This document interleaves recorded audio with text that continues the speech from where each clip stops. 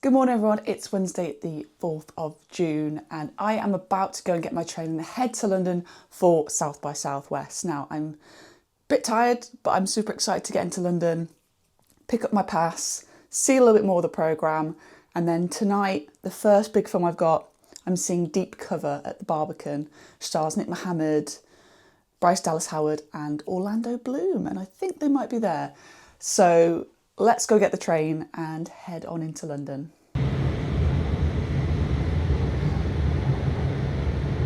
So I've just got to my room. I'm staying a little bit further out of town than I normally do. I'm staying in an area called Deptford, which is southeast. So this is the room. Very kind of minimal, no walls, no windows. Bed kind of in the ground. I've got a bathroom here as well. Seems all right. For what I need it for, considering I'll be out most of every day now until Sunday morning when I travel back, it's fine.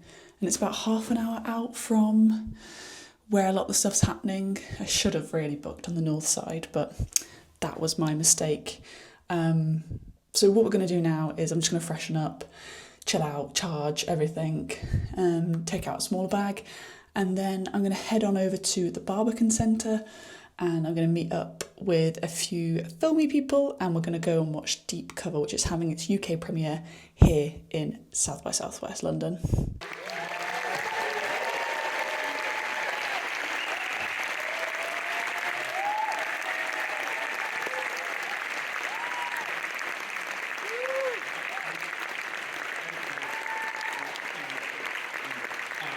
Oh no.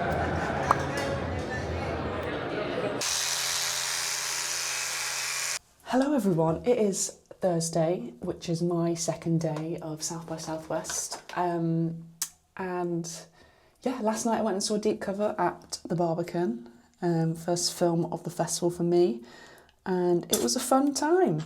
All the cast were there, Nick Mohammed, Bryce Dallas Howard, Orlando Bloom, so I'll put in some clips so you guys can see. Was London not to be too cliche, but a big part, another character of the story? Yeah, well, we wanted the movie to feel real, I think. Like, the comedy is funnier when you really believe the stakes, and part of what makes the stakes feel real is feeling like you are actually in the streets of London. We're not building stuff in the studio. We could build a little bit in the studio. But yeah, we wanted it to feel dangerous and dirty. Though that said, Paddy Considine's sinister lair is in Shoreditch, around the back of Urban Outfitters. So it's a little quite sort of hard to find that sort of dangerous side of London. But the kind of shipping container area that's in Barking, that felt like a genuinely sort of dangerous place to be. It was like they had the biggest lorries you've ever seen, like lifting these giant cargo containers, like just before we started filming. Yeah, I didn't feel good having Ian McShane filming there late at night. We needed to take care of him. But yeah, yeah, I'm glad that London looks like a little dangerous and not too picture postcard in the movie. But it was good fun, it was a comedy, so to see it with an audience was pretty good. Yeah, real mix of people. I saw lots of internet people I recognise, some I know, some I don't. So it was a real mix of people attending. Some people came with Amazon, some people came for the festival. But yeah, no, it was good. It was a good first one to kick it off. And then today, Thursday, which is the fourth day of the festival, my second day, I'm going to head into Shoreditch soon. And there's a few panels that I'm going to go and see this morning. I'm not doing too much today. I've got a gig later. But yeah, today going in for a panel about, hopefully I get the first one, which is about TV, sort of reshaping the stories we're telling on TV, and the other one's a letterbox thing, because we love letterbox. It's our chosen choice of reviewing. So just a few panels, hopefully meet up with a few other YouTube, TikTok people, have some nice lunch in Shoreditch, and then I'll come back, refresh, and then we'll go out and see Joe. So yeah, it's a real amalgamation this day. Yeah, so let's go. I just really caught that bug, and I think that what's kind of incredible about that as a job is that you are a tastemaker, right? So you're choosing who gets to tell which story and which stories get told. And I think that's, a hugely influential job. I take my job very seriously. It's political to me.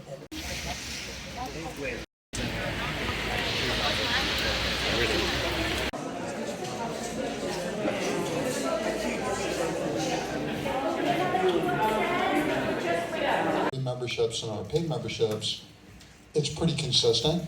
Almost 20% of our members say they go to the theater.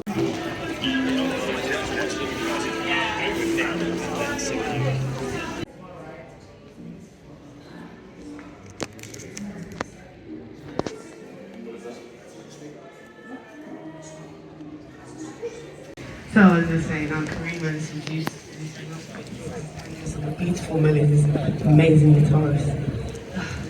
Just sit there, I can sit and listen to.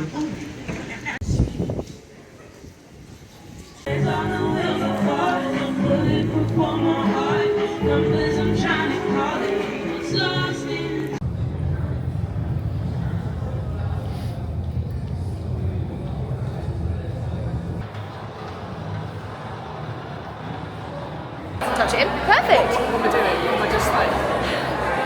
What do you fancy? I'll figure it out. Yeah, go on. I'll Go on, just jump in. Yeah, jump in.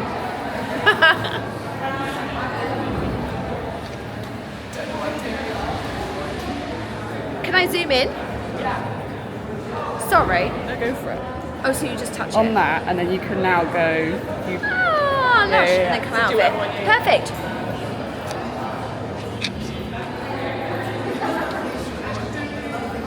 Just ignore everyone, it's fine. I'm zooming on your face. Love it.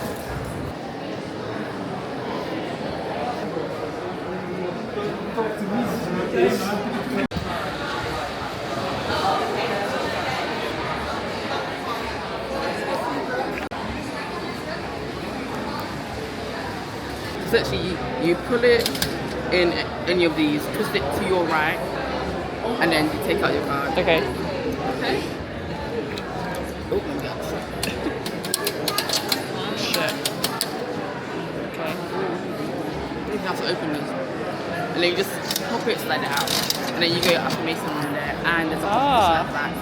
Too generous. I was like, oh, that's Give me, I was like giving You were too generous, and not everyone's. Actually got popcorn related gifts. I got affirmations and some free popcorn.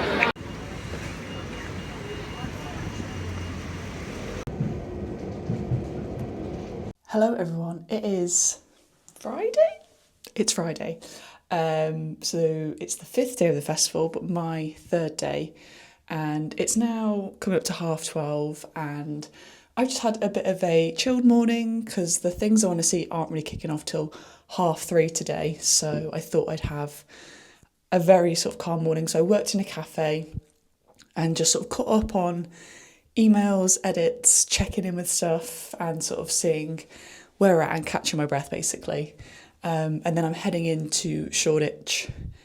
I'm probably going to leave about 2ish and then see what's around again. The weather's a little bit better today. It's just been like so windy every day this week and it was raining yesterday as well. So yeah, today I'm checking out Plain Clothes because that showed last night but I missed it as I went to a gig. As you can tell by the merch, I'm not sure if this is backwards for you guys, but I went and saw Joe Keary, who is in a band called Joe, and yeah, he was amazing. And I managed to convince my friend Alex to come with me, and it was such a great performance. It was over in Kentish Town, pretty easy to get to from where I am now. But yeah, such an amazing gig, and I'll put in some footage here so you guys can see how talented he is. And yeah, it was so good.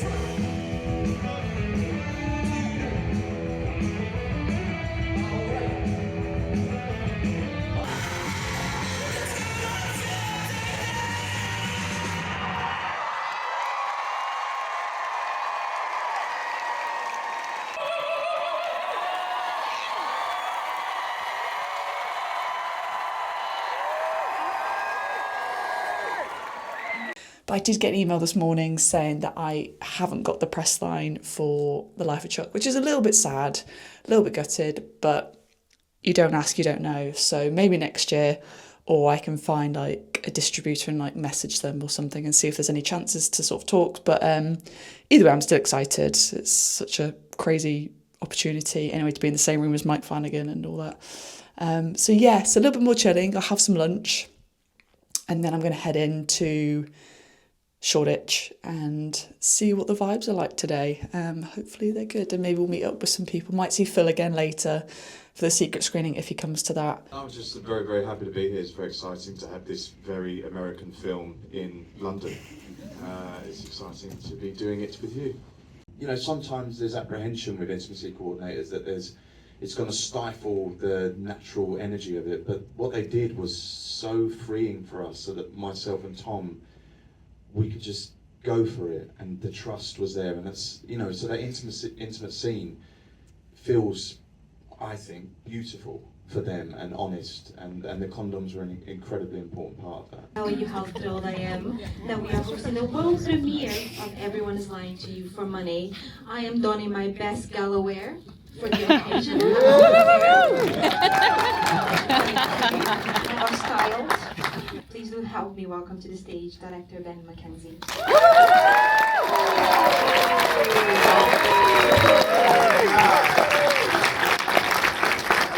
Filmmaker Ben Mackenzie doesn't quite sound right yet.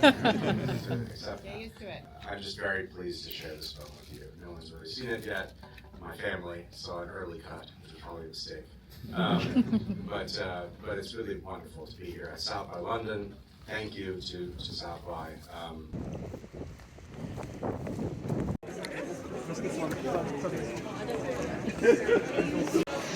Phil.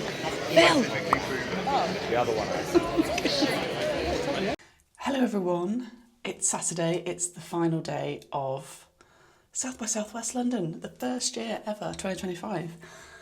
And I'm going to head into town soon and go and catch some short films this morning, and then I've got a bit of a break, and then I'm going to the Mike Flanagan keynote speech and then the Life of Chuck screening, and I'm super excited. I've had to wait all week to see this. This is the one I've really been excited for when I saw it on the lineup. So it's a really great way to sort of finish the festival. South by Southwest first secret screening, and it was Mountainhead. A lot of us were talking about it in the sort of foyer before. I was hoping for 28 years later. It wasn't, which is a shame because that's having a premiere next week, and it wasn't. It was Mountainhead, and some people walked out. I won't lie, some people walked out. I think because it was a HBO film, therefore was on Sky/Now TV, so you could watch it at home. But I guess we got to see it on the big screen, so that was a unique thing. But it was basically Succession, but not as good. The writing just wasn't as funny. There were some really small moments that I really enjoyed, and I think it kicked into gear in that final act. But it just fell flat a little bit. You could see they were trying to replicate what Succession did. And in a film format, I'm not so sure. It kind of just felt like a long episode of a TV show for me. But I can do some deep reviews next week on the channel on any film that I've seen this week. Or like me and Phil from Boys on Film might do a few little collaborations as well. So that was my Friday. That was my Friday. So now we're going to head back into Shoreditch, go watch some short films hopefully, have a bit of a break, and then we're going to see Mike Flanagan and The Life of Chuck later this evening.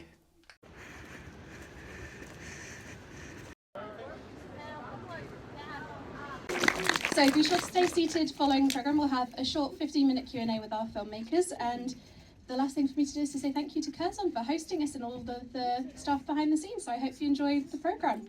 Thank you.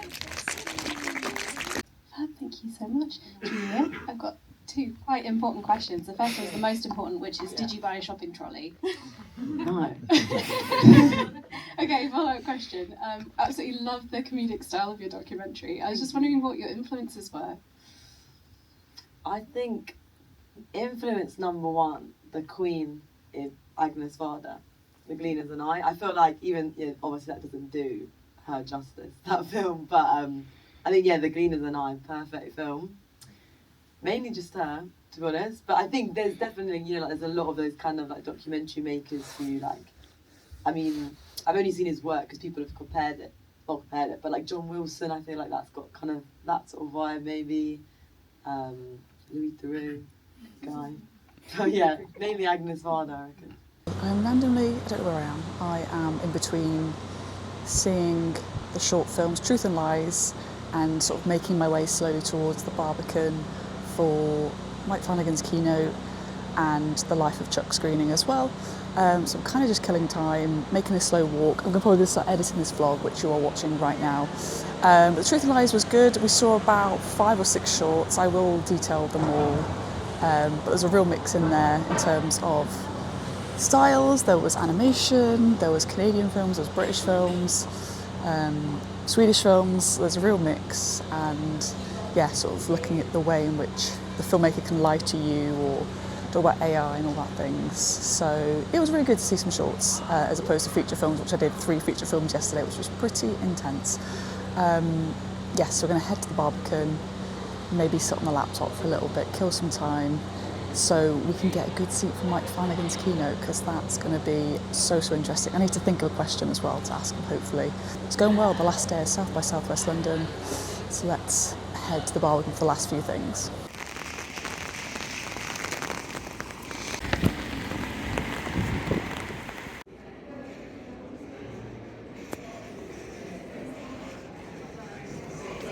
So please put your hands together and welcome to the stage Mr. Mike Flanagan.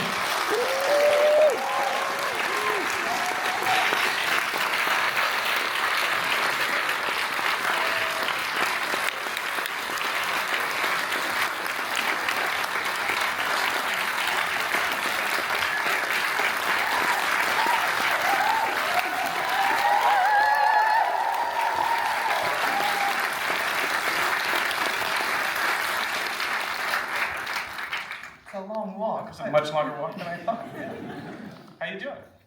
Really glad you guys are here. South by Southwest. Yes. Thank you so much for being here.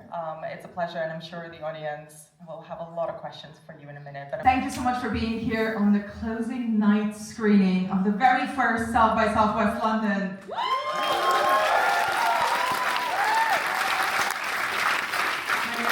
I'm ahead of screen here, which means that my team and I have spent close to a year poring over thousands, literally thousands of films, and picking out the ones that we fell in love with and that we felt represented what we're trying to build here with South by London the best. And for a closing night premiere, I don't think I fought harder for any other film in the program that I did for The Life of Chuck.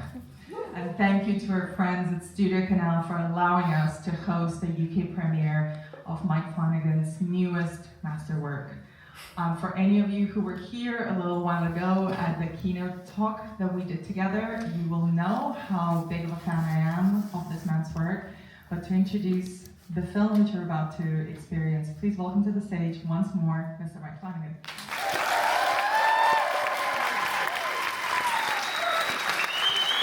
Thank you, guys. I cannot properly express what an honor it is to be here at South by Southwest London. I think it is so cool that this festival is here, and we are absolutely elated to be closing it all out. I'm so glad you guys are here to watch this film in particular, because this film means an awful lot to me. It's a very, very special story. I don't know if you've read Stephen King's short story on which it's based, but I read it back in April 2020, when the lockdown was only a month old, and I felt like the world was ending. And by the end of it, I found myself with tears on my cheeks, but they were tears of joy and gratitude and optimism. And I wanted the chance to try to transfer a little bit of that feeling into someone else. I really wanted this movie to exist. It's the most joyful experience I've ever had, and 2 of the biggest reasons why it is the most joyful experience I've had in production are here tonight, and it is my honor to invite them down.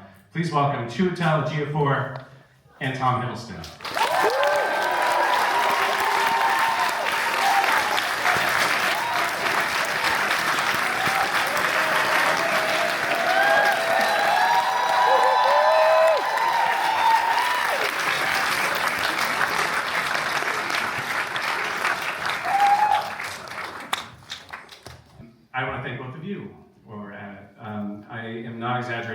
I say that this production experience has been the most joyful of my career, and by quite a lot. And both of you are a huge reason why. The way we made this movie was weird. It kind of felt, and you'll see, like we were making 3 movies. And each one kind of had its own special arc. And the first one that we made was starring Tom. The second that we made was starring Chiwetel and Karen. It's been one of the real honors of my life, and the joy of it is kind of the word I keep coming back to with this. We're meant to come out here to introduce the film and just tell you that we hope you enjoy it. The thing about the word enjoy is that it sounds passive. It sounds like something that happens to us. You sit, you watch, and maybe joy comes.